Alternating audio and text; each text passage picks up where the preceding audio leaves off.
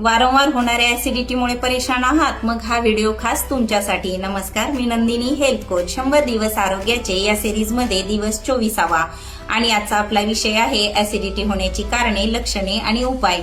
जेव्हा आपल्या पोटात गॅस्ट्रिक ऍसिडचं प्रमाण जास्त होतं आणि अन्न नलिकेत ते वरच्या दिशेने येतं तेव्हा आपल्याला ऍसिडिटी होते.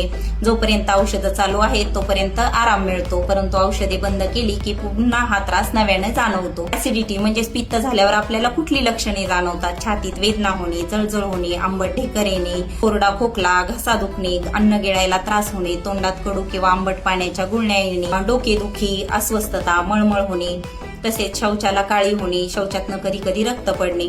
मग ही ऍसिडिटी होते कशामुळे? तर व्यायामाचा अभाव, आहारात फायबरचं प्रमाण कमी असणं, स्मोकिंग, तेलकट मसालेदार पदार्थांचं सेवन, जेवणाच्या चुकीच्या वेळा, खूप जास्त वेळ उपाशी राहिल्यामुळे, काही ठराविक औषधांमुळे आणि सगळ्यात महत्वाचं म्हणजे चहा कॉफी पिल्याने तुमचा ऍसिडिटीचा त्रास खूप जास्त प्रमाणात वाढतो.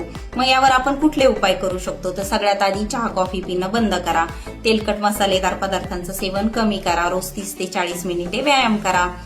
सकाळी उठल्याबरोबर आणि रात्री झोपायच्या आधी तुम्ही कोमट पाणी पिण्याची सवय लावून घ्या. सकाळच्या जेवणानंतर, रात्रीच्या जेवणानंतर 10 मिनिट तरी काहीतरी शारीरिक हालचाल करा. सकाळच्या नाश्त्यामध्ये 1 केळी जरूर खा. आता उन्हाळ्याचे दिवस आहेत तर तुम्ही ताक, वाळ्याचं पाणी, नारळ पाणी पिऊ शकता.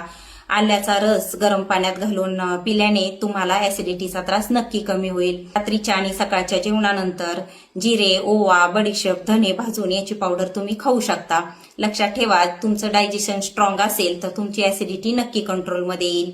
त्यासाठी मी रोज कमीत कमी 3 ते 4 लिटर पाणी पिणे आणि 7 ते 8 तास झोप घेणे. हा व्हिडिओ तुमच्या अशा मित्रमैत्रिणींना आणि नातेवाईकांना शेअर करा ज्यांना सिव्हिअर ऍसिडिटीचा त्रास आहे. ऍसिडिटीवरील हेल्दी ड्रिंकसाठी मी तुम्हाला अधिक मार्गदर्शन करू शकते. त्यासाठी मला DM करा आणि नेक्स्ट व्हिडिओसाठी नक्की फॉलो करा.